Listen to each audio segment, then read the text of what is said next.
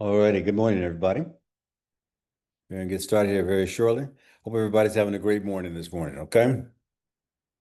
I'm going to open up the chat box on one of these screens to basically make sure that I can hear everybody. Well, not hear everybody, but I need to open up the chat box just so you can see if you can hear me. If you can hear me, just go ahead and give me a thumbs up or tell me you can hear me in the chat box. So open up your chat box and let's start talking, okay? Very good. All righty, we got a lot to cover today in a very short period of time. So I'm going to try to get to it as soon as possible. Get my cup of coffee with my 7 grams of fiber, and I want you to do the same. And then we'll go ahead and get started as soon as possible. What I'm going to do is something a little different today. I'm going to look back at the previous week's chat box and answer some of the questions that were answered. I'm going to go ahead and give the original talk to you guys and make sure that we're all on the same page. And then I'm going to answer some questions that I didn't get to the last time. There were a lot of questions about cholesterol.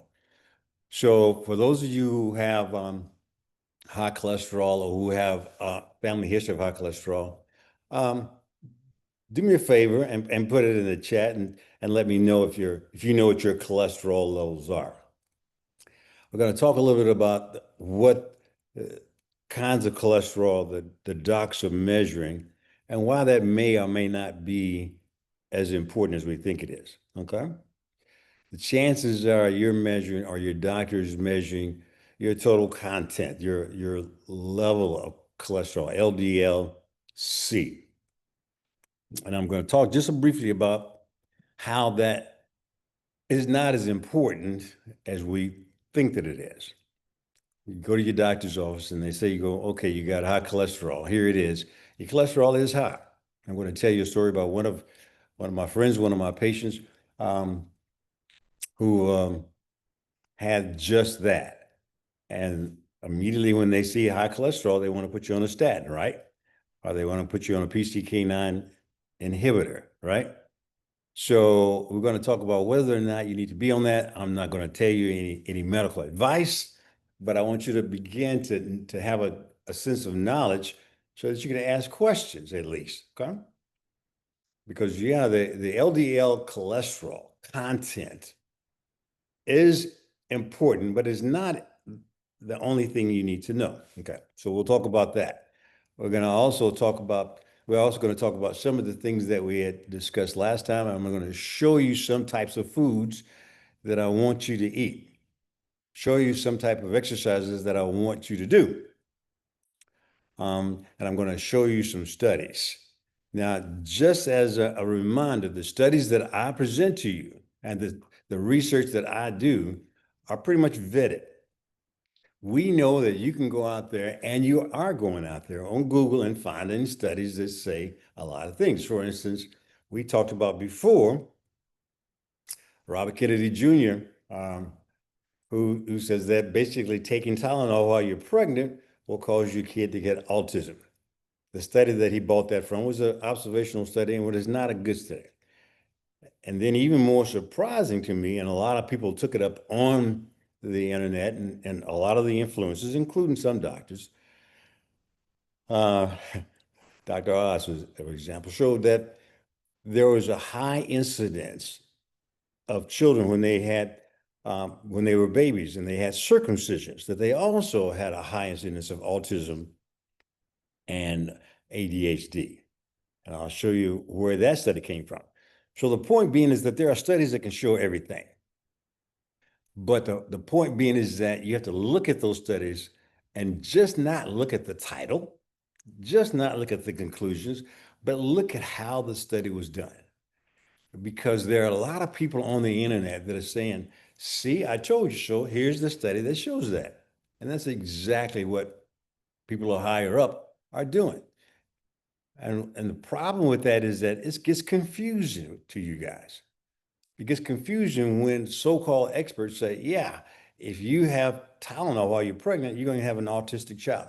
Yeah, if your baby was circumcised, a male was circumcised, they're going to have a high incidence of autism. And then those guys found those studies, but those studies are fraught with errors and problems and all that. And so we'll briefly touch on that. And so what I'm basically promising you is that the studies that I quote and the research that I've done are basically those types of studies that have been vetted and are good grade A studies. Okay. All right. So let me go ahead and let a few people in, and you have your cup of coffee, right? And mine has 7 grams of fiber. This is my second cup. So I have 14 grams of fiber all day. So I want you to begin to count your grams of fiber, and we're going to show you why. All righty. So it looks like everybody can hear me. All right. So people have a high family history of cholesterol. Okay. 200. Does anybody know what their cholesterol levels are? Somebody put in there that they're 200.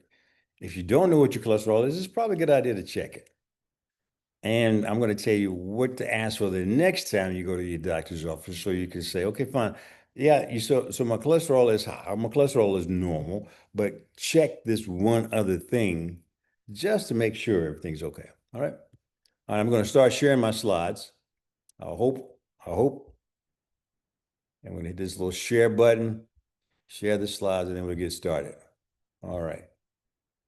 Okay, you can see the slides. It says protein, fiber, and healthy fats. The theme is basically what I'm trying to do is to improve your health. Now, a lot of us are here primarily because we want to lose weight. We have a bathroom scale that says we're overweight, or we even obese. I'm going to tell you that bathroom scale is wrong unless you have one of the bathroom scales that I'm going to give away. I gave away 2 last week. And as a matter of fact, one of the individuals that I gave this scale away was an individual who had the surgery by somebody else.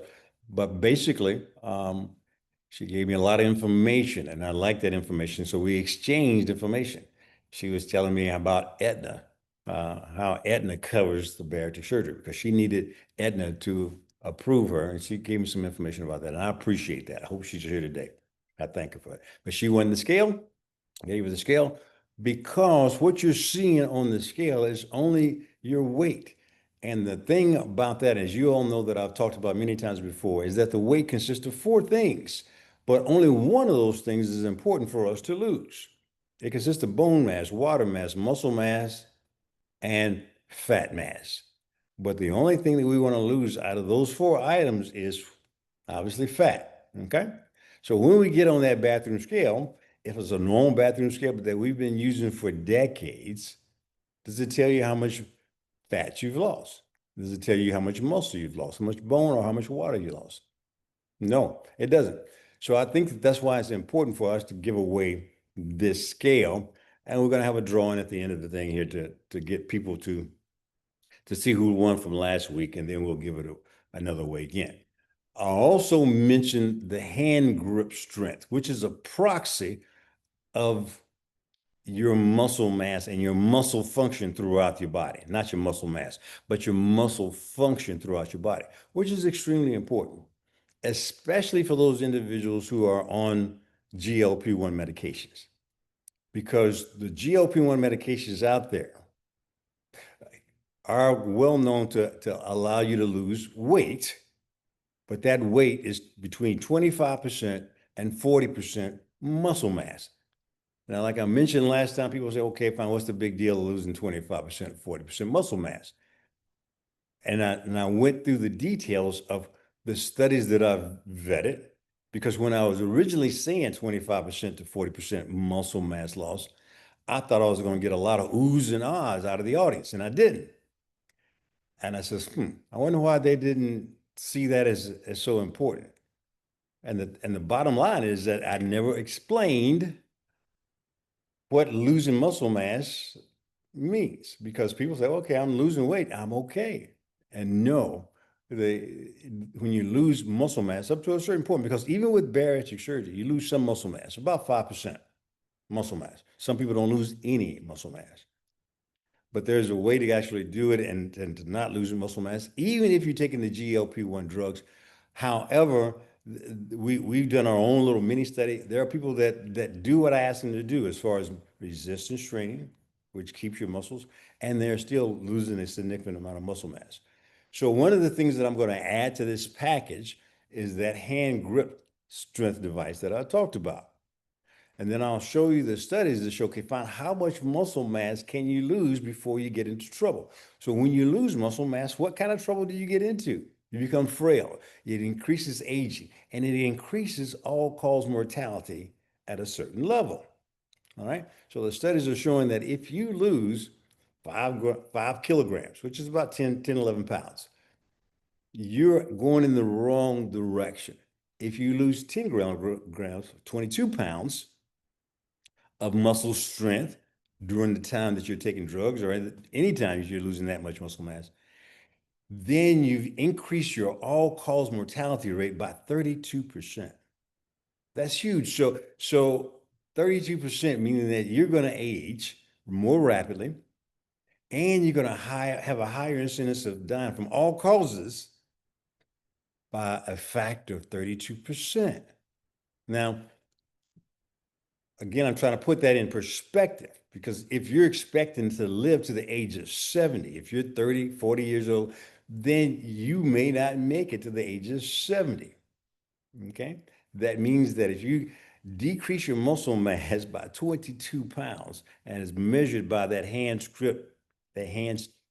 grip strength analyzer, that you're going in the wrong direction. And you need to know that.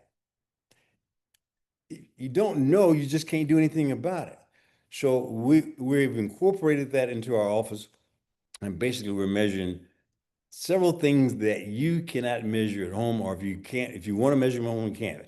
Number one is your BIA, okay, your bioimpedance analysis. That's that machine that I'm giving away because you want to know what your muscle mass is, what is normal, and then you want to follow it along. So it doesn't really matter what it is initially when you get on the scale, but you want to follow it along as you're trying to follow the rules and lose weight. Because if you're losing muscle mass in addition to weight, most of the time you're going to lose body fat. 60% body fat, 40% muscle mass is not a good thing. You want to lose 90% body fat and only 10%, maybe 5 to 10% of muscle mass if you have to lose muscle mass at all.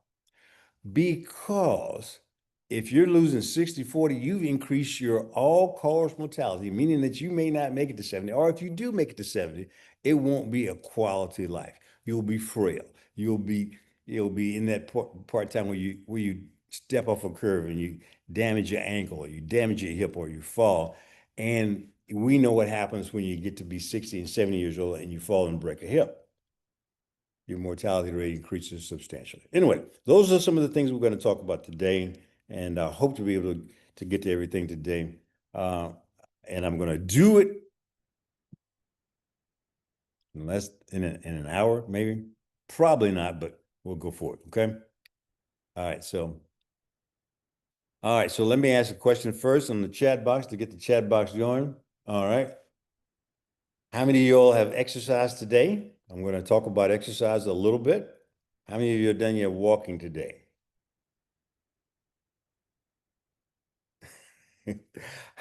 How many of you done your resistance training today? So people said, not yet. I have some. Good, good. We're getting there. So if you continue to come back, next week, what we're going to do is I'm going to show you certain exercises. I don't have time today, but I want to show you certain exercises that we can get started in. And I'm going to also show you the studies. Walking is good. No, no, no, I'm sorry. Walking is not good. Walking is great. Every day walking for 30 minutes, the studies are, I don't even care if they're influencers telling you that. If they're telling you to walk, they're telling you some great things. Because the data and the studies and the well-done studies, even the observational studies, the prospective double-blind randomized studies, all say the same thing. Doing your walking increases your longevity, increases your health span, which means that you live longer with more health, meaning that you're able to get around your 80 and your 90 and 100 years of age and you're still able to play pickleball. You can do that with just walking. Walking increases your ability to do that if you do it consistently, okay? All right. So here's the slides. We're going to go to, I'm going to show it in the slide format, if I can. It's a little dark in here, so I have to turn my glasses on. Let me turn my light on too. All right. Protein, fiber, and healthy fats. We're losing muscle mass. So what? As long as we're losing weight, right? That's what we talked about last time. And that's basically what I want to address today. One of the things really, really quick. Okay. So the questions, I always start out with questions for you. And I want you to begin to answer these questions if you know the answer right now before I give you the answer. It's an open book test. You're not going to get anything wrong. Almost everything you say, I'm going to say is correct. And it will be to an extent. So we're going to start with the questions, okay? All right. So questions for today. All right. What is GLP-1 and what are the three main functions of GLP-1? I'm walking later. Yes, this morning at the park. I do mine at 11 on Saturday. Great. That's what I call consistency. So what is GLP-1? I'm going to tell you the answer in a second. But what do you know about it? Let me turn this light on a second.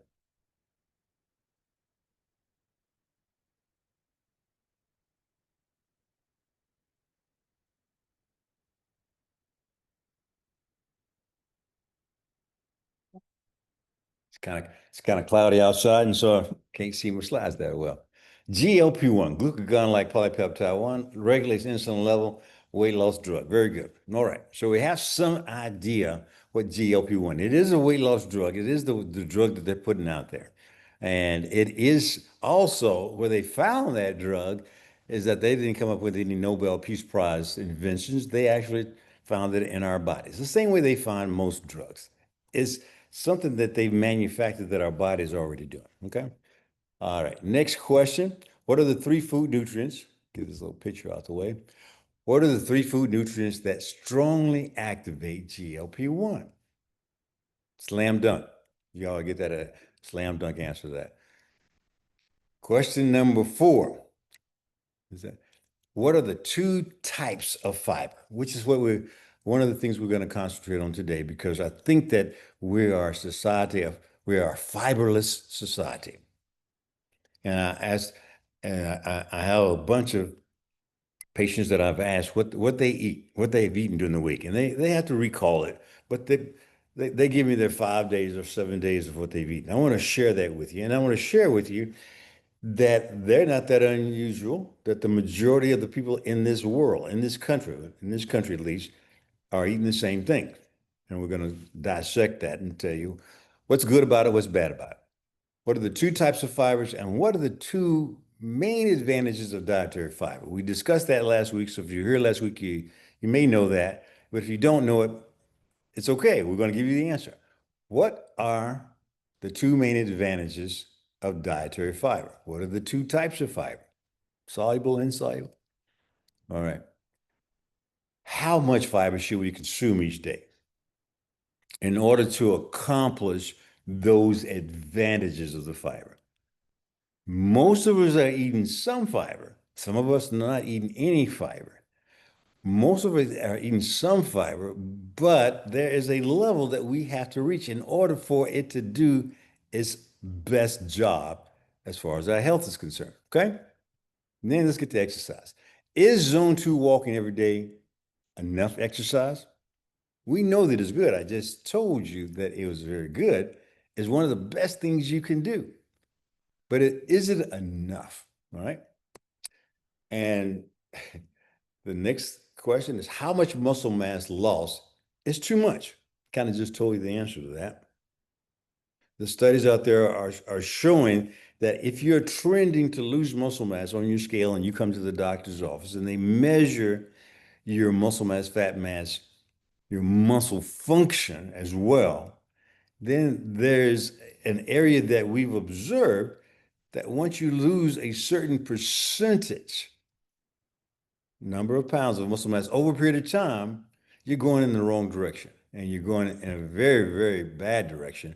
And we'll show you what that leads to. All right. So let's answer this. What is GLP-1? Glucagon-like polypeptide 1.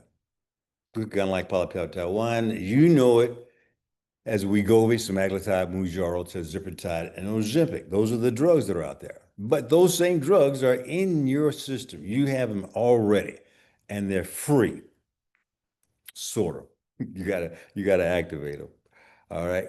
So these companies just found a way to extract it, give you a super physiologic dose, and make you pay 500 to $1,000 a month for it. But my goal is to get you to activate your own. Okay. And I think that when you activate your own, that's the best of both worlds. If there was a way, for instance, if you would rather, if you were a type 1 diabetic, I bet you would rather have a way for us scientists to actually make your body produce its own insulin rather than taking a shot every day. Okay. So why not do the same thing with GLP-1? You're taking a shot once a week, and that's why they have to make it a super physiologic dose because people don't want to take a shot every day. They found that with the people that take insulin every day, they don't want to take a shot of insulin every day, but in order to survive, they have to. So the people at the drug company says, okay, fine. What will people tolerate? Will they tolerate a shot every 3 days?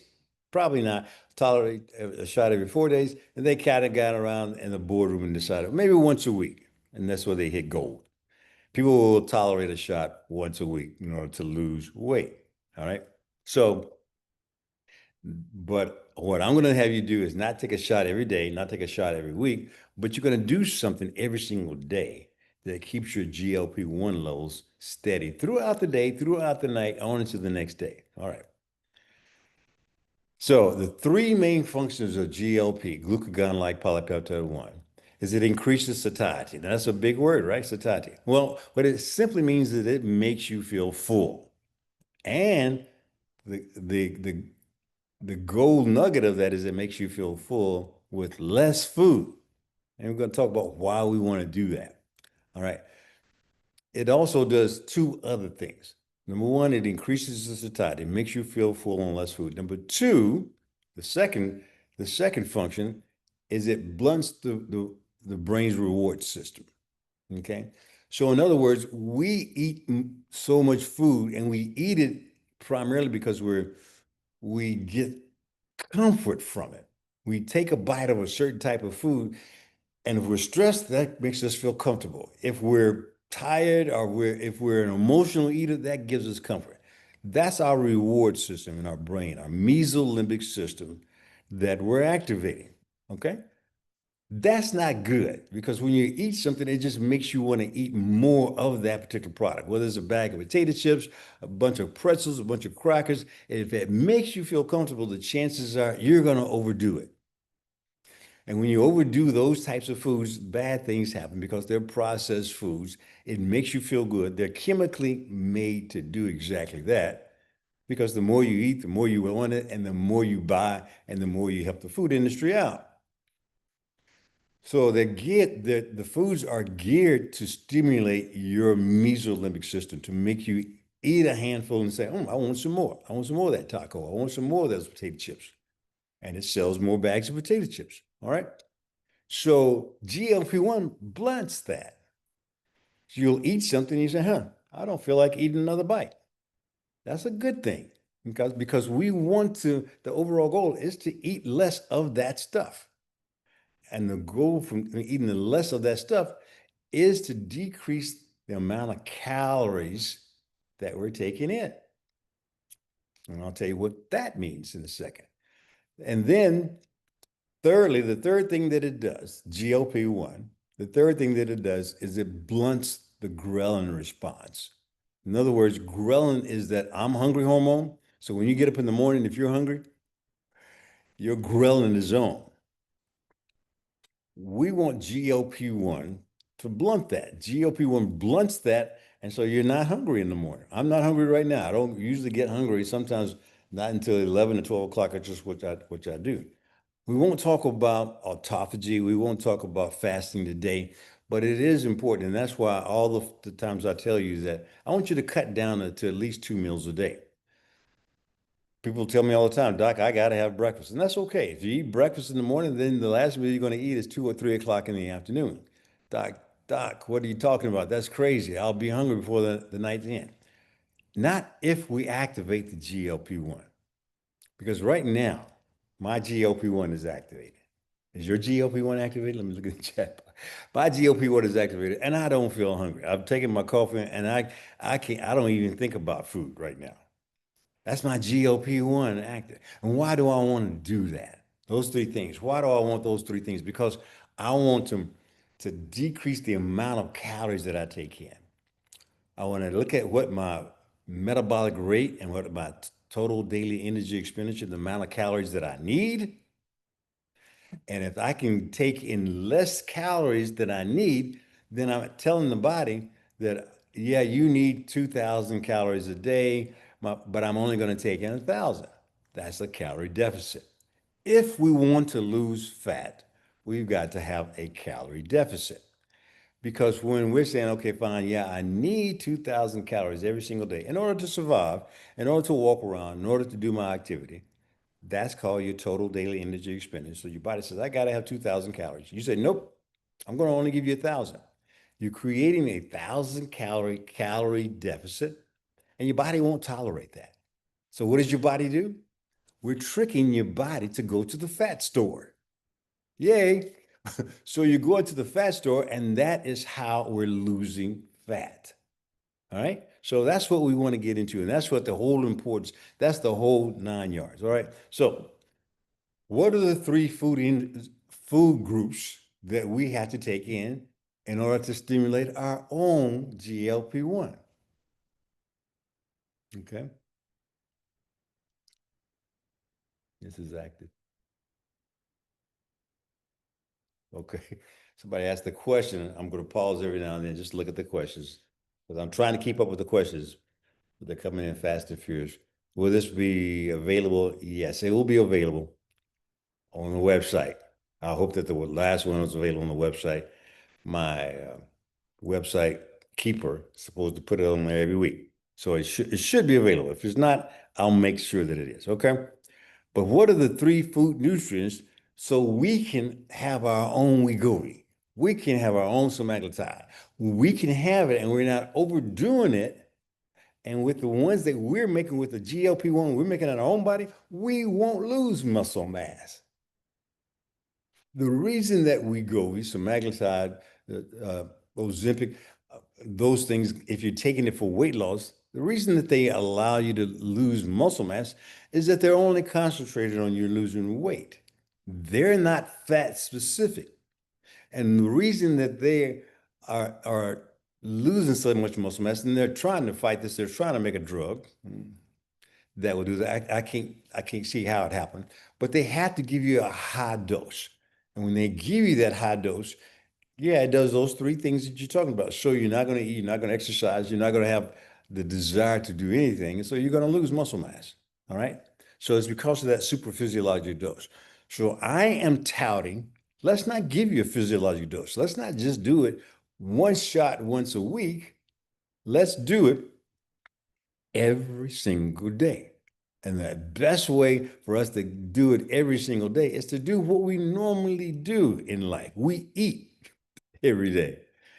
And if we can eat the right foods, we can elevate our GLP-1 to a level, a sustainable level that stays level, that will give us those three advantages. Increasing satiety, blunts the reward system, and increases our ghrelin. I don't feel hungry. My ghrelin is blunted. All right. And when I do eat at 11 or 12 o'clock, don't know what I'll have just yet, but I guarantee you I won't eat a lot of it because I'll feel full on a smaller amount. Why? Because my GLP-1 is up. Whatever I eat, I won't say, that was good. I want more because my mesolimbic system, my reward system will be blunted. So all three of those advantages do one thing. I still have some visceral fat that my body needs to go after. So I'm producing a calorie deficit because I weigh 170 pounds, but I still have some visceral fat around my belly that I need to get rid of because that visceral fat is dangerous. All right. So if you have more than I have, and if you have a lot of visceral fat, you'll want to activate your own GLP-1. All right. The three main food groups are protein first. Every time you do your meal, you're going to take your protein first. I don't care what's on your plate. The last thing you want to do is take your dessert first, take your fiber first, but take your protein first. Why? I'm going to show you why. Well, I'm going to tell you right now. But your protein is the first thing that goes into your body because it comes to your small bowel first, and that's where your initial GLP-1 is activated. All right? In the part of the small bowel called your jejunum. In other words, you take in your protein, you take in your salmon, you take in your eggs, you take in whatever you're going to take in your protein plant, and it's going to go down to your esophagus, go into your stomach, sit a while, then it's going to go into your duodenum, get some enzymes to help you digest it in the duodenum. Then it's going to go into the jejunum. When it goes into that jejunum, it's going to meet the GLP-1. GLP-1 is going to say, hey, and then it's going to give you a spike of GLP-1 and basically it's going to last for an hour or so, 2 hours, and it's going to come down. So protein is the first thing you take in. The second thing you're going to take in is fiber. All right, and we're going to talk about that for a second because fiber is that thing, or is basically that's going to carry it over. Fiber takes a little bit longer to do its thing because it has to get to the colon, to the small bowel, and to the colon to activate its cells, the L cells in the small bowel, the lower small bowel, and the ileum, and in the colon. And when it gets into the colon, it has got to go through a fermentation process. In other words, it has to make another byproduct that activates GLP-1. So fiber is a longer process, but fiber is a process that lasts longer. And I'll show you the curves in just a second. And then healthy fats. All right. So the third thing, those three things have to be on your plate. Every meal. Somebody asked last week, all right, do we have to take all three together? It would be best if you have every meal, you have three things on your plate that all consist of that. And so when you start doing that and you're routinely doing that, you won't have time for the other foods, the processed foods and all that that will show you. You won't have a whole lot of room for that because if you're getting full on the protein, fiber, and healthy fat, you won't have room for that rice, that macaroni and cheese, that spaghetti. You won't have room for that. I know I just turned a lot of people off. My bad. But just trust me and go along with me because that rice, that that macaroni and cheese, that all those things will turn that GLP-1 off. You know, so the next question, how much fiber should we consume each day? Wow. Well, put that in the chat box real quick. How much fiber do we need to take in every day? Anybody know real quick? I want you to be fast on the draw as your little fingers are typing, okay? There you go, 30 to 40. There you go. Good answer. The more fiber, the better. But the minimal amount that we are going to take in, and this is where you're going to hit and you're going to say, okay, fine. He said take 30 to 40 grams. She said take 25 to 40 grams, 25 for women, 40 grams for men. The influencers on the internet say we don't need near that much. Yeah, this is what I want to say to that is that I'm talking to you guys. I'm talking to you guys as a group of people. You got metabolic problems. You got metabolic unhealth. Some of you do. And we want to get you metabolically healthy. So I'm not talking to the healthy people that are just taking 10 grams and 15 grams of fiber every day. Maybe they can get away with that. Probably not for a long period of time, but maybe they can. And so when you have all these arguments on the internet from influencers and from doctors and from nutritionists and registered dietitians and even exercise physiologists, they're basically talking about a different group of people. They're saying that everybody needs to do things my way, meaning them, my way, and you don't need to take in that much fiber. Well, they're not metabolically sick. They're putting everybody in the same boat. Personal trainers saying, if you're not losing weight with doing this high intensity exercise and doing the way I say do it, then you're not doing it right. I'm going to show you with certain exercises that I don't do it the way that they do it. Some people say, well, don't swing your weights out.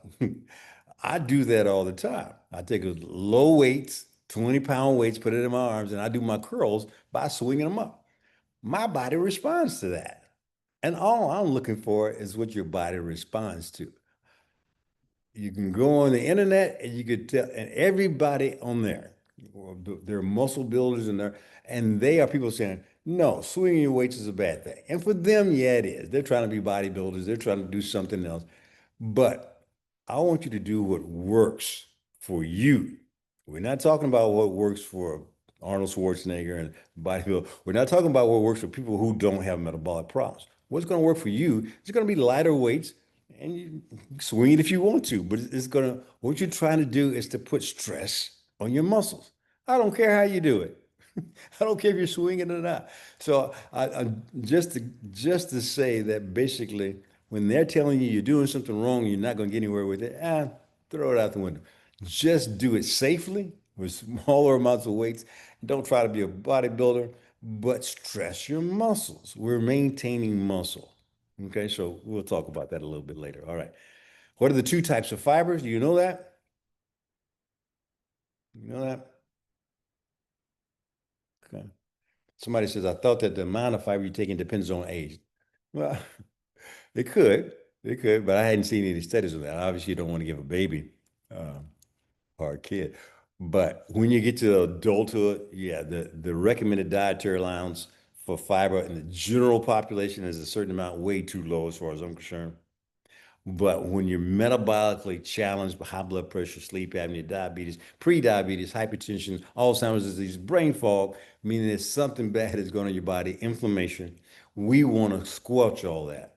Okay. And basically, that amount of fiber is 25 grams in females and 40 grams in males. Okay. What types of fiber are there? Soluble and insoluble. You guys are on top of it. Yep. And what are the two main advantages of diet? This is the most important question on here. What are the two main advantages of dietary fiber? You're probably not going to get that one, but if you do, you're knocking it out the park. Coffee again. What are the two main advantages of dietary fiber? Reduces carbs. Insulin, acacia, psyllium, and husk. Okay. Very good. Soluble and insoluble. What are the two main advantages of dietary fiber? We're going to get into that because I didn't think that. So that was what we discussed, but I don't think that anybody took it. All right. How much muscle mass loss is too much? Okay. We're going to talk about that. Somebody put binds your food and helps it move it out of the body. Great answer. Great answer. That's one of the things that it does, and that's what we're going to talk about. All right. Let's go. All right. This is one of those studies that came out in 2022, which talks about, and there are hundreds, maybe even thousands of studies that are great studies that show how beneficial walking is. Effects of walking speed on total and regional body fat in healthy postmenopausal women. You don't have to be postmenopausal, but this study basically looked at that. Great study. It was basically, I think it was, let's see. Well, I'll just go to the conclusion. The conclusion is the total body fat. Let me get this little thing out of my way so I can read it. Total body fat is lost through walking at all speeds, but the change is more rapid, more clear, and initially greater with slow walking in overweight subjects. And we're talking about zone two. We're not talking about a jog. We're not talking about fast walking. We're not talking about zone three walking. Somebody asked the question. That reminds me of what zone two is. All right, zone two walking is when you're walking and you take your phone with you, for example, or you take a buddy with you. If you're able to hold a conversation on the phone, or if you're able to talk to your person who's walking with you, that's zone one. You're not out of breath enough. Zone two is when you're expending, you're utilizing enough oxygen that it takes you a lot of oxygen to get it to your muscles and to get it to your lungs, that you won't have enough oxygen to expend on talking. So that's zone two.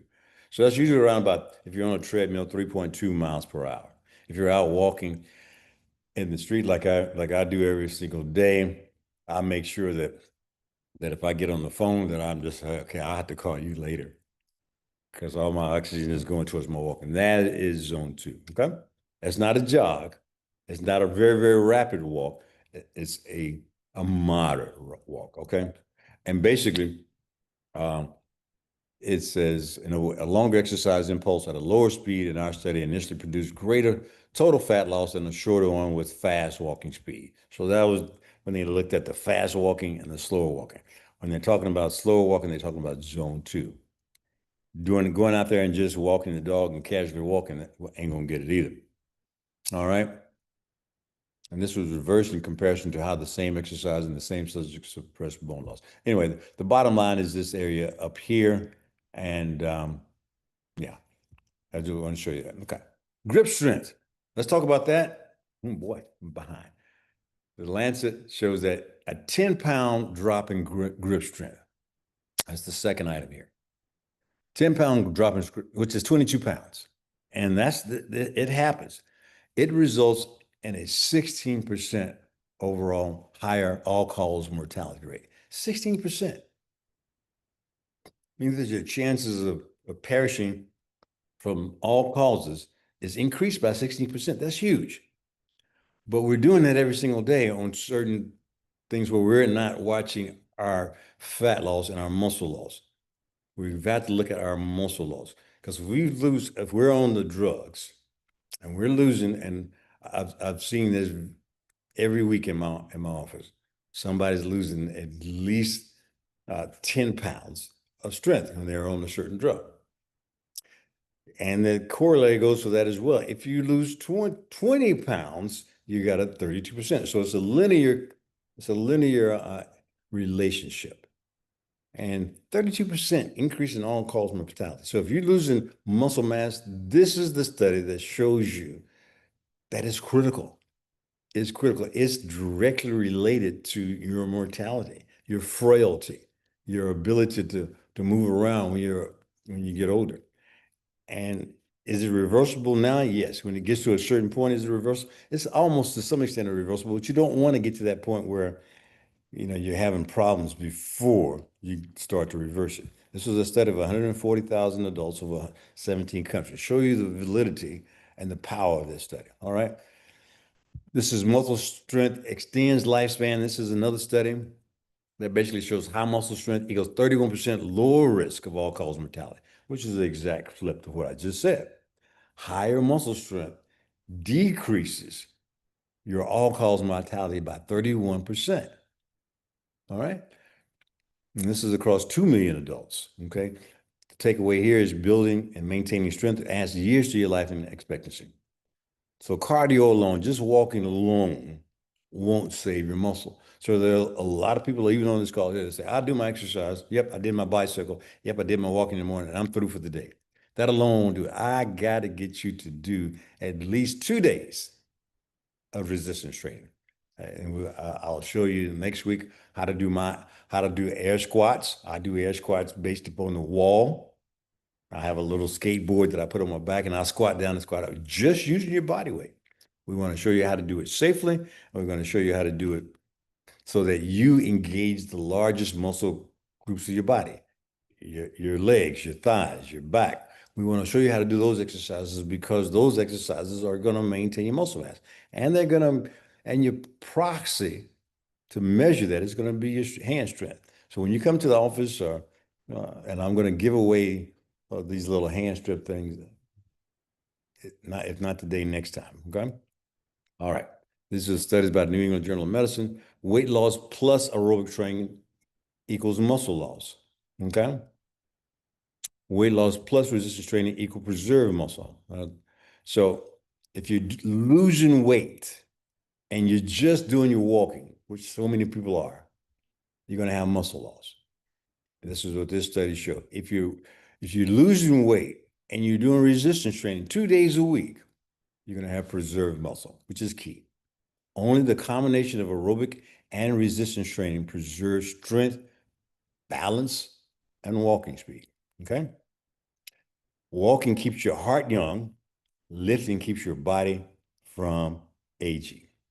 Gotcha. Same kind of thing. More studies. I won't show, I don't have a whole lot of time. I'm spending too much time on this. This is a thing that I showed about calories in versus calories out. I won't go over this today. I won't go over that today. All right, so here's a graph of where those L cells that produce GLP-1 live. This is the jejunum I was talking about. This is a bad slide. I asked the AI, hey, listen, take it out of the stomach. It wasn't able to do that. But anyway, this is your jejunum. And then as you go down into this part of your small bowel, this part is your ileum. And then you have also all these yellow dots in throughout the colon and the small bowel. It's where your L cells live. What are L cells? L cells are the cells in your intestinal tract that produce GLP-1, right? So what we want to do is to eat foods that stimulate these L cells all day long, all right? And so here it is. If we were to do it with surgery, the reason that the surgery works is primarily because we do this by bringing these L cells. And the further down you go down this is small bowel. The further down you go into the small bowel, the greater the concentration of L cells are. The greater the concentration of L cells, if we can get that greater concentration stimulated by something, then we produce more GLP-1. Again, a linear relationship. The more L cells, and if you stimulate them soon enough, then you will basically increase the concentration. We're never going to get to the level of what Wegovy does because they give you that to last you a week. But we're going to give you the concentration of GLP-1 release that'll last you throughout the day and throughout the night, so you won't feel that hunger, okay? So as I go down this bowel, I want to find the highest concentration of L cells, and I want to stimulate those L cells with the highest concentration early so that I can get the most effect. So how do we do that during surgery? We do that by, with the gastric bypass, for example, we cut the small bowel and we take that lower area of the small bowel with the greatest number of L cells and we bring it up to the stomach early so that as soon as you eat food, it goes down to that small pouch. You're going to only eat enough. And then it immediately stimulates those L cells that have the greatest concentration, giving you a higher dose of GLP-1 release. Kind of brilliant, right? Not so much, but that's the way we do it. Same thing goes with the sleeve. The sleeve is that we basically cut out the size of the stomach. That's we basically cut out the size of the stomach so that stuff doesn't sit in the stomach. The foods that we're going to stimulate the L cells with doesn't sit in the stomach for 2-4 hours. When you eat the stomach stuff, unless depending on the type of food, it'll churn around in your stomach for 2 to 4 hours. That's why we tell you to be NPO after midnight, because the last thing we want to do is to actually operate on a full stomach the next day if you're going to surgery. So it takes a good 8 hours in order to get the food out of the stomach. We pass that by taking 80% of the stomach out. So the food doesn't sit here, it immediately goes down into the small bowel, stimulating that greater concentration of L cells. Now, the sleeve doesn't do it as effectively and as efficiently as the gastric bypass, but it does it well enough. Okay. All right. So 3 things that GLP-1 does is that increases satiety, makes you feel full on smaller amount, right? It blunts your ghrelin, meaning that you're not hungry, right? We don't want to be hungry because when we get hungry, we eat. And usually if we're really, really hungry, we eat the wrong things. We'll order a hamburger with fries and a chocolate shake. And it creates your suppression. All the good things that allow us to eat less calories, but not enough calories in order for our body to make it through the day. And the goal there is that the body has to go to the bank. All right. Okay. All right. So this is how the curve works. Is that when you're eating protein first, that's the protein first is the yellow curve. You see that it activates, gets up there when you eat it, it's in your small bowel, in your jejunum, and it activates, but it goes down pretty rapidly. It only lasts for a peak for about a couple of hours. But then the next thing on our plate is going to be the fats. Well, the fats take a little bit longer because they're active. They activate the L cells in the lower part of the small bowel. Well, we got 18 feet of small bowel, so it's going to take a little while for that fat to get down to that lower part of the small bowel. Let's see if I get this part of the small bowel. So the fat is going to come down to this part of the small bowel. There's an abundance of L cells there. The fat takes a little bit of time to get there. So that's why on this curve, the fat starts a little bit later, it peaks a little bit longer because it's releasing a greater concentration of GLP-1. So once you get the fat down to that beautiful area of the small bowel, it's going to stay up a little bit longer. And so it's going to last around about 4 or 5 hours, and then it's going to start to go down. The third thing on your plate is going to be the fiber. You're going to eat the fiber, And the fiber even takes a little bit longer. So you've got to consistently do this every single day. The fiber is basically going to start a whole lot later because it's got to get down to the small bowel. It's got to get into the colon. It's got to go through a fermentation process and produce its byproduct, butyrate. Butyrate is the direct stimulant of GLP-1, but it takes time. So it doesn't get started until around about 4 hours when it gets into the colon, and then it starts to creep up and it begins to peak. But as you can see, the length of time that it stays active outdoes everything. That's why fiber is so important. Okay. And so it lasts till 10 p.m. Okay. And then it starts to go down. 8 p.m. it really starts to go down significantly. 10 p.m. is gone. You'll be hungry again at 10 p.m. if you only ate this one meal. That's brunch at 10 a.m. But we don't only eat one meal, do we? We eat two meals. So we get two spikes of that example. The gold here is protein. This is brunch. Gold here is protein. Then the blue is the healthy fats. And then the green is the fiber. And you can see that this first meal of brunch lasts at peak till around about 6 p.m. Well, what happens at 6 p.m.? We eat again, or 5 p.m. We eat again. And then when we eat again, we're going to get a second duplication of this wave. The gold, the blue, and the fiber. And it's going to last till 10 o'clock. That is why I don't feel hungry. Because I eat two meals and my fiber carries me on to the next day till brunch time. All right. And I won't get hungry until around about 10, 11 a.m. today. My last meal was 6 p.m. yesterday. All right. All right. Don't have time to go through that. But anyway, what I want to do is kind of briefly show you the two functions of fiber. One function we just mentioned. The fiber increases your GLP-1. So you're going to get that steady dose of GLP-1. You're not going to get what Wegovy or semaglutide gives you. You're not going to get that really bump increase on Sunday when you take your shot. And then that dose has to last you all week. When you take that higher dose, you're going to get nauseated. It's going to cause a lot of issues that are not going to be comfortable. And it's going to cause muscle loss. All right. So what do we want? We want the slow increase in GLP-1 to last.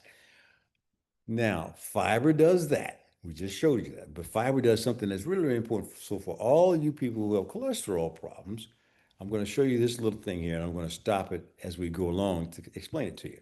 All right. So our body makes this cholesterol in the liver. And when our body makes the cholesterol, it's fat. And it puts it into the bloodstream, and it puts it into the bloodstream to deliver it to other portions of the body. Everywhere in our body needs fat. Our myelin sheets of our cells, the covering of our nerves, need fat. The androgens and the estrogens need fat. All the cells in our body are surrounded by a fat layer. So we need to make cholesterol in our liver and deliver that fat to the appropriate places. And it does so through the blood. But blood is mostly water. And so obviously you know that fat and water don't mix. So the fat has to be put into a truck, an Amazon or a FedEx truck. So the VLDL, very low density lipoprotein, is the Amazon truck.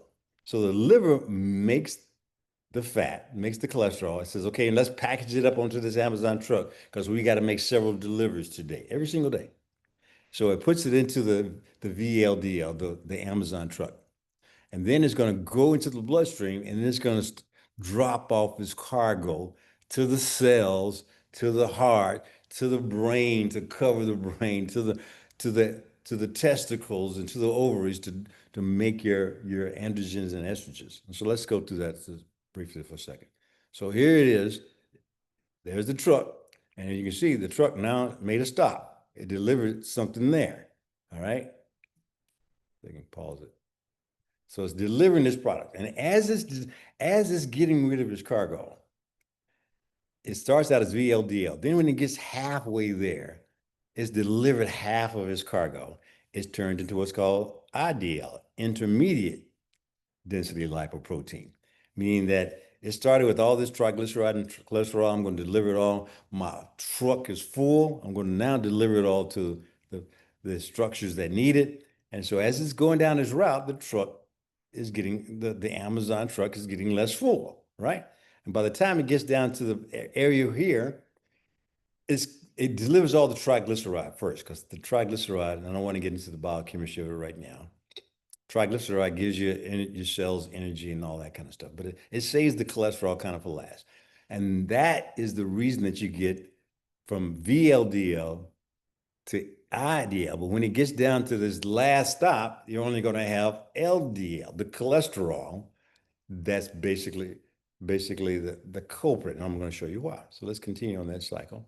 So it's delivering, it shrinks the triglyceride and shrinks, it sheds it, and then it gets down to here, where it's gone from a VLDL, where it has all this cholesterol and triglyceride, going down, and it's delivered, it's gone down to an IDL. Now it goes down to this very, very teeny tiny particle called LDL. And that's what we're measuring. So we're measuring the LDL concentration in that truck, okay? And basically, we're thinking that's the problem. So when your doctor measures your LDL, you're measuring the amount of cholesterol left in that truck. And they're saying that that's dangerous. Well, not so much. Because as we found out that it's not the amount, because this truck at this particular point in time could be still full of cholesterol. And so your LDL number on your lab could be very, very high. And that may be bad, it may not be. It depends upon the number of trucks, okay? Because if you only have one truck full of fat, you're not going to cause a whole lot of damage. So it's not the amount of cholesterol, but it's the amount of trucks. So if you put an army of Amazon trucks out there going through this narrow tunnel, and they're all trying to deliver their product, they're going to damage the wall. They're going to bump into the wall. They're going to damage the wall. They're going to chip the wall of the vessels. It is that damage from too many trucks. That's the problem. So that's measured by apoprotein, ApoB. That's the number of trucks, because each truck has a license plate, as you will. So what ApoB is, measures the number of trucks, not the amount of cholesterol.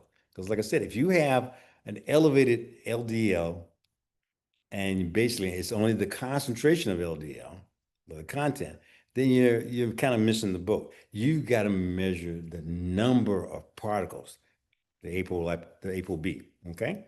If you measure that and you got that elevated, where you got so many trucks and they're damaging the wall, that's when you're going to cause the problems. Because what happens when you damage the wall? You damage the wall, that wall has to be repaired. It then dumps this cargo, LDL, into that wall, and that causes inflammation. That causes plaque buildup. So the patient that I had that I was going to tell you about is a guy who's had, ever since he was 18 and 19, had elevation of LDL cholesterol, the content, okay? Never had any real problems with it. And so his doctor says, listen, you need to be on a statin, you're going to have a heart attack. Well, he's 50 now, whatever. And so he never had any problems. And so he came to me and says, hey, is it dangerous or not? I said, I don't know. Let's check it out. So the way we check it out is not to look at the LDL cholesterol, but it's to look at the apoprotein B. His was normal. The number of trucks that he had that could potentially damage his walls were normal, okay? So I said, let's do one other thing. Let's just check and see if you've got any damage, which would be plaque buildup in his vessels. And we basically got the, oh gosh, we basically got the CAT scan of the vessels. And that basically showed that he didn't have any buildup of plaque. So all he had was just an increased amount of cholesterol in one truck. And that truck had a lot of room and it was going, but the truck was full of cholesterol. So his LDL on his lab work, the concentration amount was up because that truck was overfilled with cholesterol, but it wasn't doing any harm because that one truck was like this truck here. It's going along delivering these things and it's not causing anybody any problem because we have to have cholesterol. So it really doesn't matter so much that you have one truck delivering cholesterol. If you have a lot of trucks delivering cholesterol and they bump it into that, that's when the problem occurs. So we did his I'm not sure why I'm blocking on this test. Somebody put it in the chat box. What is that test? But the way we measure the plaque with the CT scan in your vessels, his was normal. So did he need to be on? Did he need to be on something? No. Basically, he didn't need to be on the statin. All he needed to do was to watch his diet because the cholesterol was accentuating because he was taking in certain foods that was increasing the content that he was putting in the truck. If we control that, and if we then did a second thing, what is that second thing? Fiber. All right. So let's talk about what fiber does. This is the pathway that when you make the cholesterol, it goes and your bile salts goes down the intestinal tract. Now, all this fiber, the body is very stingy with its bile salts. These bile salts go here, here, and here, and then they go back up into the liver because 95% of the body says, hey, I need some bile salts. We say, okay, we're going to deliver the same ones you use back again. So it's like reusing the same dishwasher over and over and over again, the same dishwashing liquid over and over and over again. The body does a great job of that. All right. But these bile salts contain cholesterol, and you got to have it in order to digest fat. All right. So this is what happens. So you get the bile salts, it says, okay, fine, I've done my job. I digested fat. Let me go back to the liver and wait for the next wave of fat that you're going to eat. So it's got to do that. So that's how it normally goes. But that keeps the status quo. So if you have high cholesterol, this is going to continue to be high cholesterol. And if you're eating refined carbohydrates, it's going to elevate. But so the next slide basically shows when we add dietary fiber. The dietary fiber does the first thing, increases your GLP-1 and basically makes you feel full a long period of time. But the second most important thing, the question I asked in the beginning, was what's the second thing that it does? It's a sponge. It's a sponge. And that dietary fiber is going to take that cholesterol and bile acids produced by the liver, and it's not going to let it come back and return. So watch as it goes along. So the fiber comes in. This sponge comes in. This is just a fiber meal. And then guess what? Oops. Okay. So basically, this sponge is capturing that cholesterol and that bile acids. Yay! So what is it going to do with it? All right, let's see what it does with it. So it normally goes back up and keeps the cholesterol elevated. But guess what the fiber is doing? It's a nope. I'm going to take it on out and I'm going to poo it out. So you take in that soluble fiber, you take in some of this stuff or whatever. I'm going to show you in just a few minutes. It's going to elevate your GLP-1 and it's going to sop up the cholesterol. All right. So when it sops up that cholesterol, the body, you look at it as a corollary of what we're trying to do with the fat.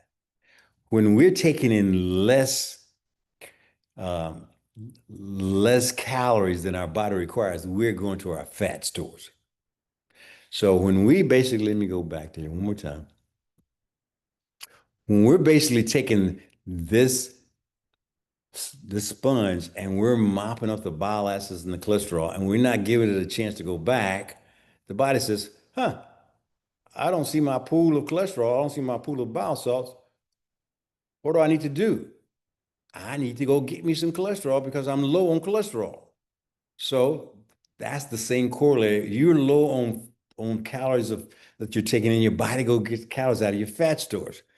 Same thing. When your liver recognizes that it's not being fed enough cholesterol, it goes out into the bloodstream and gets cholesterol that's been in the bloodstream. Where's the cholesterol in the bloodstream? In those plaques, in that LDL-C, in those trucks. So the body says, let me go to those trucks because I got a cargo of trucks carrying around cholesterol. Let me get that cholesterol. And what ultimately happens is that the liver steals this goes out into the stool. The body says, I need some more cholesterol to make some more bile salts to digest the fat. So I gotta go steal some cholesterol. And the places it's going to steal it from is in your bloodstream. And when it decreases the amount of cholesterol in your bloodstream, voila, you have less chance of making atherosclerotic cholesterol-laden fat, cholesterol. So your LDL goes down. So that's what I told my buddy to do. All right. So yeah, go to your doctor. Tell them, okay, fine. The statins are causing muscle aches and causing these kind of problems. See if your doctor will agree to to put you on a high fiber diet and see what happens to your cholesterol. Well, you kind of know the story, right? The end of the story. Cholesterol levels started falling down because the fiber was sopping up the cholesterol. And the body had to steal the cholesterol because it needs to make cholesterol in the liver. It had to steal that cholesterol from the trucks. Less cholesterol in the trucks, less LDL cholesterol in your blood work. Yay. All right. That's it. All right. So anyway, these are the studies that show that each 5 gram dose of soluble fiber that we take in results in 6 milligram dose decrease in or lower LDL cholesterol. 181 randomized studies, the top tier studies, show that fiber is doing the job that we told it to do. And it's actually doing two things. It's actually increasing your GLP-1 and it's lowering your cholesterol. Now, have you gotten any better information than this? So the relative risk reduction, when we take in fiber, 185 observational studies and 58% top tier randomized control trials, a 31% decrease in coronary heart disease mortality, 24% decrease in risk of heart attack, 22% risk of stroke, 15% risk of all-cause mortality, and 16% risk of developing type 2 diabetes. Can the news get any better than that? Can the news get any better than that? So what I'm telling you to do is take the protein, fiber, and healthy fats, put it into your diet every time you eat, twice a day. If you want to eat 3 times a day, I don't have any problems with that. Just make sure it's less than the amount that you need. And you basically get those results. So total fiber, this is what the recommendations from these articles are. The male, I round it up to 40 grams. So adult male is 40 grams, 38 grams if you want to be technical. The adult female is 25 grams a day. I just didn't pull those numbers out of my under my arm. I just basically looked at the literature. We want most of that, at least for you guys, I want most of that to be in the form of soluble fiber. The insoluble fiber is like the structures of broccoli, cauliflower, asparagus. Those things are the insoluble fiber. They have a different function, but they don't function as well in doing those two things that I just told you about as soluble fiber. Now, most of the fiber that I take in is actually soluble fiber every day. If I can eat vegetables, if I'm hungry enough and I can eat vegetables and some broccoli, some cauliflower, that's great. I'll eat it. But that only gives me about 3, 4, 5, 6 grams of fiber every day. So if I was just eating my vegetables, I wouldn't get my fiber content. Then I use vegetables, fruit, legumes. I love blackberries and strawberries, raspberries, and whole grain and nuts and seeds. Okay. All right. So this is how you get your fiber. Okay. Blueberries. This bowl here with the nuts and blueberries and the yogurt is 3.5 grams of fiber. This salad is great because it has everything in it. It has romaine lettuce. That's 2.1 grams of fiber. It's green cabbage, another 2 grams of fiber. Medium-sized fennel is 7 grams of fiber. Celery is zero point 0.8 grams of fiber. Parsley you put in there, 1.8 grams. You put some sunflower seeds in there, you're gonna get 3 grams of fiber. You put some pears in there, medium-sized pears, slices, you're gonna get 5 grams of fiber. And some goat cheese, 0 fiber. I don't like goat cheese anyway. And you put some balsamic vinaigrette in there to put over that to make it taste good. But all of these things in this fiber gives you 6 grams of fiber. Okay, so that's a pretty decent uh, soluble fiber. It gives you 23 grams of total fiber. So you've already, in one meal, almost met your fiber requirements for the day, just for that one salad at lunchtime, right? All right, same thing here. This is a meal with cauliflower and all that stuff in there. Total fiber 11 grams. So it's not difficult if we're eating things, but you got to eat it every day. Okay. All right. So this is what we eat. This is what I asked the patient, several patients, as a matter of fact, and this is what I researched on as to what we're eating. All right. So we're eating, this is our breakfast. Okay. Looks like a nice, delicious breakfast. Pancakes, eggs, and bacon and sausage. And all right. You see the problem with that, right? Then this is our day one. This is our dinner. this is what a patient told me that day. I tried to reproduce it. They said, okay, fine. For Monday, I had this for breakfast. I did what you said, Dr. Duncan. I only ate 2 meals a day. So I ate lunch, I ate brunch and dinner. But he said, doc, I was still hungry the next morning. I don't know how you do it, how you wait until I had to eat at 9 o'clock. So I ate my brunch at 9 a.m. Why do you think that was? So this is dinner. Okay. This is day two, Tuesday. Bagel, eggs, hash browns, bacon, and coffee. Looks great, right? That's what we typically eat. You see what's going on here? You see what's going on here? This is what we typically eat. This is what this person ate. Day two for dinner, yeah, hamburger fries and a Coke. Day three, they had some good old French toast, sausage and bacon, and some milk. Okay. Day three, the spaghetti. The dinner was iced tea. I guess that's iced tea. That nice bread. What's that cup? What's that bread? Garlic bread and spaghetti. That fills you up, right? Temporarily. But that's dinner. You're gonna wake up hungry in the morning, I guarantee you, because you have zero fiber. Day four, waffles, a lot of sausage, and orange juice.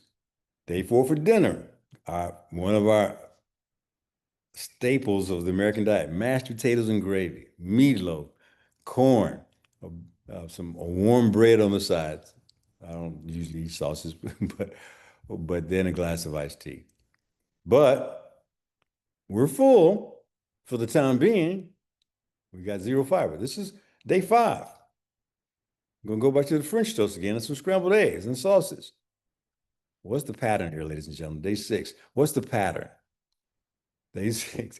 Day six brunch. Eggs, beautiful breakfast, right? Hash brown. This is what you get all day long at Waffle House and basically IHOP. You get that all day long. Not a single bit of fiber on that plate. For dinner, it's a beautiful dinner, and it looks scrumptious to everybody, doesn't it? Mashed potatoes and gravy, with some warm bread coming out. Give me a good old pork chop with it. Throw me some bacon on there on top of that. Get me all full, right? That's good, right? Day seven, we're gonna have me an egg and ham croissant and with some hash browns and some orange juice. It's consistently zero fiber.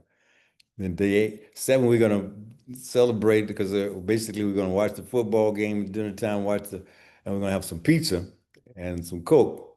Normally we don't usually have anything with our pizza. We just have the pizza. 0 grams of fiber. All right. This is day six brunch. Somebody he told me that. Okay, yeah, I had a couple of donuts too, Doc. Yeah, I know I cheated, but when you said that with conviction, I know I cheated. None of those other meals, he didn't think that he cheated. He didn't think that that was bad. All the other six, the meals throughout the week weren't that bad, right? It was a good, delicious meal. But he didn't pay attention to, didn't have any fiber. This didn't have any fiber. Okay. So what they were getting with that meal, take away this green part. The green part is fiber. So with those meals for 7 days that I just showed you, those meals were given protein spike, last a couple hours, maybe 1 hour. Then they were taking in the fat. All of those foods had fat. The eggs, the bacon, the steak, all of them had fat. Okay. And basically the fat is in the blue. Okay, the blue here. So it started a little bit later because it got down to the L cells a little bit later, the fat, remember the lower part of the L cells, and it lasts for a little bit longer period of time. Okay. But so it's starting to go down around about 3 p.m. Okay. And then you're going to do that again with the next meal at 6 p.m., but you take away this part. Just take away this. So just imagine that fiber being gone. And then you eat again at 6, and you're going to have a good 6 hours of of um of being full. So you think about, okay, fine, I'm going to bed at around about 10 o'clock. I just ate meal at 6 p.m. So I'm going to have 6 hours of I'm okay. My grilling levels up. At 12 midnight, you're going to be hungry. 6 hours later, because you didn't have any fiber to carry over. 12 midnight, but you're not going to get up at 12 midnight. Some of you do get up and you snack. It's even worse. But then in the morning, you can say, damn, I'm hungry. I don't know what Doc is talking about. I need to eat. That's what he told me. He told me, Doc, I don't know how you do it, but I need to eat in the morning. The key ingredient that was missing, and his cholesterol was elevated. The key ingredient he was missing was here. Okay. All right. So what do we want you to do? We want you to take in some fiber with each meal. All right. Avocado and fiber there. We want you to take in some fiber. That'll give you that green part of that curve. Okay. Day one brunch. Day one dinner. Taking some fiber and even add, if you have to, and I do, because I am not hungry. So I won't eat a good serving of vegetables, but I try to get my fiber in. So the only way I can do it is supplement. So I use the triple fiber. So I will take in some avocados and basically some Brussels sprouts and some quinoa. That's a good amount of fiber. That's 12 grams of fiber in this plate. All right. So, and it gives you that, if you eat two meals, it gives you that double curve that lasts you to the next day. So this is just the examples that I showed you last week. Again, adding fiber on each plate, not what you just saw, where there's no fiber on each plate. Have fiber on every single meal. And if you cannot get fiber in, you don't feel like it, take you. And I always do this anyway, because this fiber right here is just not enough. It's 2 grams, 3 grams right there. But I got to get up to 40. So I always supplement. I put it in my water, put it in my coffee, put it in my juice, and I'll take a protein shake in the middle of the day and also add fiber to it. But you can see all these meals are the ones I want you all to take in, but I want you to have protein, fiber, and healthy fats on every single meal. Put some olive oil on this stuff. Protein and healthy fats in the salmon, fiber, quinoa, and you're going to get 8 grams of fiber with this meal. And basically, that's going to cause you to have this initial spike, and this is going to be your 6 p.m. spike, and that's going to last throughout the night. Same thing here. Brunch, eggs, some vegetables, some pears, 9 grams of fiber. Okay, so you kind of get the gist, right? And this talk will be on the website, so I'm going to end it up here. Brunch here is kefir with some almonds and some chia seeds and some raspberries and some flax seeds. I love these little flax seeds. It provides a little bit of crunch to it, and that gives you some good fiber. That's 12 grams of fiber. Okay. And basically, you're milking this curd. The key is keeping that level, because if you look at the mean across the time, you're going to keep it at a steady level. Right about in here, you're keeping it at a steady level. And that's what you want, that GLP-1 to stay stable all throughout the day. All right. All right. So anyway, pork chop here. Put fiber on it though. Put some fiber on it though. Okay. So we go, those are the things that I want you to eat. Okay. And these are the things that I tell you, stay away from. Okay. I won't go into the seed oils. I'm about finished here, but I want to say one other thing. These are the foods that we're gotta avoid on these meals. You've all seen this list before. Bread, soda, white rice, sugary breakfast cereals. They contain seed oils. I don't have a whole lot of time to talk about seed oils today, but I want to get that message across to you today, is that add fiber to every meal that you're taking in. And that's 2 meals a day. And so then you also have to supplement whenever you think about it. So you're going to take in 4 or 5 doses of fiber. Just make it a habit. You're either going to take it in your food or together with your food, you're going to take a supplement or in your shake. You got to get that amount of fiber in. That amount of fiber, the more you get in, the longer you keep your GLP-1 elevated. And even as important, the lower you keep your LDL cholesterol. Those two functions. Now remember that for next week, because I'm going to test you on it next week. All right, these are just about the seed oils. These are the shopping list that I won't go over today. I want to get to this last slide here about, I guess it's about exercise and being consistent. Recognize the lie of convenience. Convenience shows comfort disguises self-care. Excuses like I'll start tomorrow, I'm too tired, they sabotage your long-term progress. Okay.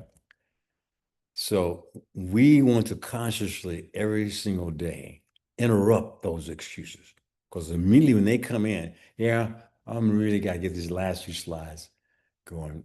You really, really gotta um, interrupt that excuse. Now, how do you interrupt that excuse? Don't debate the excuse. Identify it. Okay, I get up in the morning and says, you know what? It's kind of cold outside, or it's going to be chilly, or it's going to rain. I don't want to do it today. I shouldn't do it today. I got to interrupt that excuse. I got to identify that it is an excuse and say to yourself, this excuse is talking to me. And that awareness breaks that cycle. Okay. So flip the script. Do the opposite of what the excuse is saying. Oh, I can do it tomorrow. Do the opposite immediately. Immediately, when you recognize that excuse, get up and say, I'm going to do it anyway. Too tired? Move for 10 minutes. I don't care if you get outside or go to the gym for 10 minutes on the treadmill. Do something. I get up in the morning, and one of the first things I do, I'm too tired to go walking. I'll get on this bench here and I'll go ahead and do those little swinging curls. Gets my muscle going in the morning. Okay. So no time, do one small set. That's what I do. Okay. Reward yourself with consistency. I can't say that enough. Can't say that enough. So identity over feeling. The convenience lives in I don't feel like. The convenience lives in that. And that's where we suffer from. Consistency lives in I'm going to show up today. I'm going to do it today.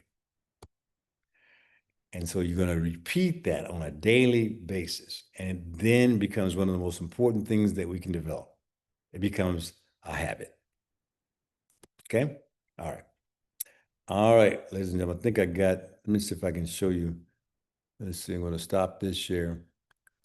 Somebody asked me last time, I'm going to share this, my screen with you, my desktop. Somebody asked me last time, let me find it. Let's go to, was it Amazon? I'm going to find Amazon real quick. Somebody asked me where I get that the hand grip down. So we get it from here. This is I have these in the office here. And you can see they cost not much. But you want to get these things, it's 26 bucks, 25 bucks. We'll measure it for you. We measure a couple of things in the office that tells how healthy you are, your VO2 max and your hand grip strength and your BIA analysis, the body fat analysis. Those three things are crucial to monitor long-term your hand. But you notice I didn't say anything about blood pressure. You notice I didn't say anything about hemoglobin A1C. You notice I didn't say anything, because those things are good, are good general things that we've been doing for decades. But we've got better tools now.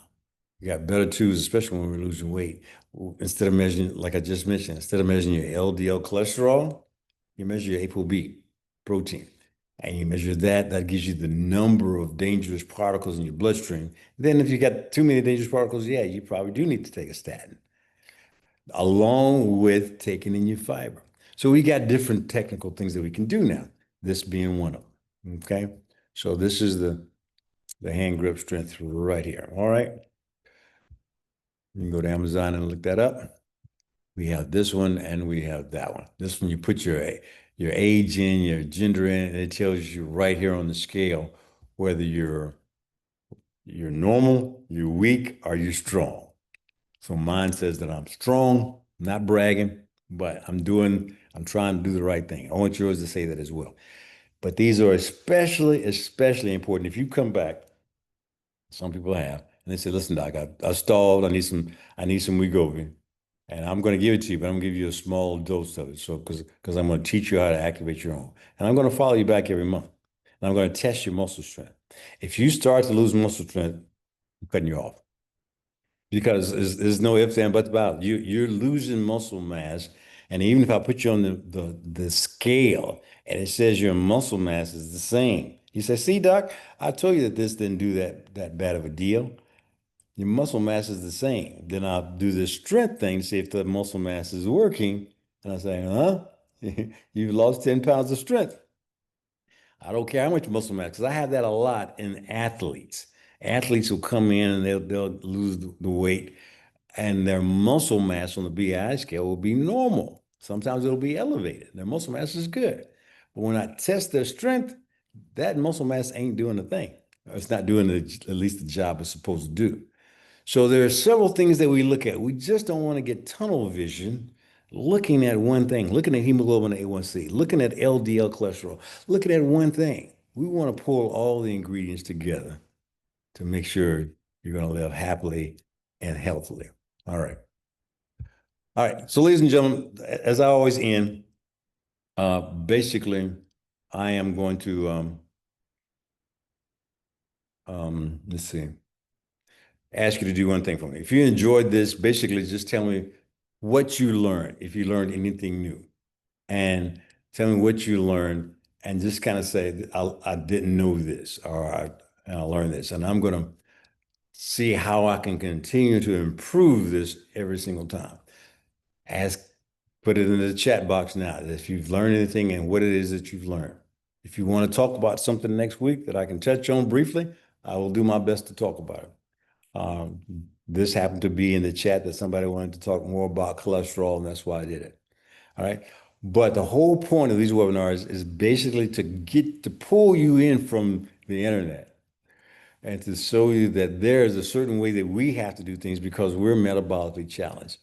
And that I know that you're getting confused by going and listening to all the Dr. Oz's out there who are saying all these things. But I want to fact check those things. And I know fact check is a controversial term. I get it. But I want to basically give you some reliable source of information. Okay. And so you can fact check me too. But I can guarantee you those studies that I looked at, like the 58 randomized control studies, along with 128 observational studies, that's good data. Good data. So somebody out there is going to refute that. Ask them to show you the data. Ask them to show you the study. Then bring that study here.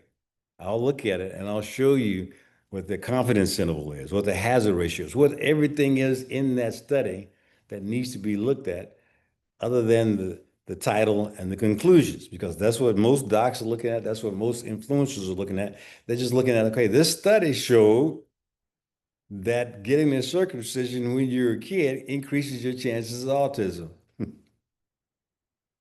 And people believe that.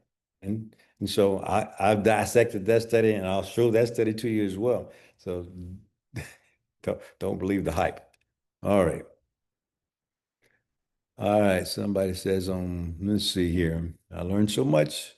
Next week, can you focus on the type of foods to eat? Okay, so yeah, I agree. I kind of went over those briefly, but just kind of remember the general category is, and I'll discuss it next week. I'll concentrate on the type of foods that I want you to eat because those graphs and everything, I kind of flew by them, but they do so much. The protein, the fiber, and the healthy fat at every meal has to have some fiber in it. Every meal has to have some protein. Every meal has to have some um, healthy fats. Okay. When you do that, you're keeping your GLP-1 level up and you're decreasing your risk of diabetes, of high cholesterol, heart attack, strokes. And on top of that, the studies that I just showed you is that as you increase the level of fiber in every meal throughout the day, you decrease your chances of getting those problems later on, which equates in not only longevity, but quality of life as well. Okay. All right. All righty. Let's see what else. Okay. People learn good. I'd like to have more information, type of foods to eat. We'll do that. I'm on the statin due to cardiac issues, but now my next visit will ask that I test my ApoB. Yep. The ApoB is the key. We long talked about cholesterol, and if your cholesterol is high, you're on a statin. But if you really, really do it, and basically, if your ApoB is low, like my friend's was, if your cardiac calcium score, that's the test I was thinking about. Your calcium score, where it measures the calcium in your coronary vessels. If that's normal, then there's no real reason. Again, don't take this as medical advice. Discuss this with your physician. There's no reason to be on a statin. You can just take in a high fiber diet and and vet that particular problem. Because if your physician is worried about the amount of cargo that that truck is taking, if he's worried about that cholesterol, you can tackle that with the fiber. You don't have to have a statin. But if your ApoB is elevated, well, don't argue. You do both. You take the statin and you take your fiber in until your levels come down and say, hey, doc, my levels have come down now. Can I start now just doing it on my fiber intake alone? Work with them. Okay. All right. Ladies and gentlemen, this is my time. And basically, I really appreciate it. Um, I will give away the scale. I'll call the person, I'll make the drawing. I'll call the person and make the drawing. And but I also want to give away the hand grip as well. So people who are interested in the scale for the next week and the hand grip, uh, I'm so going to give away two things, one scale and one hand grip strength. Just go ahead and put it in the chat box now. I'll give it a few seconds because once I close this, the chat box closes and I don't have access to it. But I'll give you about 1 minute now to put it in the chat box to say that you want to be a candidate for the scale or the hand grip, whichever one you want. A lot of you have the scale already. Let me just kind of show you. Let me just kind of show you. I don't want to leave the webinar. Let's cancel that. If I share my screen, let's go back to. Let me just go back to that. I'm giving you a chance to put in your what you want. The bioimpedance scale. Let me see if I can type that in. Bioimpedance scale. Let's see. The Hume Health. I looked at that. It's the most expensive one out there. It's $229. It's not that great. Let's see. I hope they don't call me. Bioimpedance scale, Johns Hopkins. But the one that I have is let me just kind of look at one of these. Yeah, something like that. I'll usually give you some other suggestions. But anyway, I'll give you the one that I commonly use. I don't have the name over here right now. Starts with does anybody have this? Whoever, if you're on here that you won the scale, what is that? The scale that I gave you. Scale me, please. The posture. There you go. All right. So let's do that. Thank you very much. Let's close this one. And let's go to posture. Oh no. Well, anyways, the posture, Posture. They all look alike, but I've measured the posture against our scale, our $5,000 machine in the office. And it comes pretty damn close. And the machine in the office is not 1,000%. The actual DEXA scan is the best of the best. But you know, it takes 30 minutes to go through a DEXA scan, and it's very, very tedious and also, but it's very accurate. So the scale that I have in the office, the $5,000 machine, is close to the DEXA scale, and the posture scale is close to that. Kind of makes me embarrassed that I bought that. But again, the posture scale is for you. The the DEXA scan and all that, everybody can go ahead and get on that. All right. Let's see. I'm gonna stop the share. I really, really appreciate it. I enjoyed it. I hope you guys enjoyed it too. And I will be seeing you next week. And y'all, God bless and have a great weekend. Exercise, go do that resistance training, that 30-minute walk. Take care.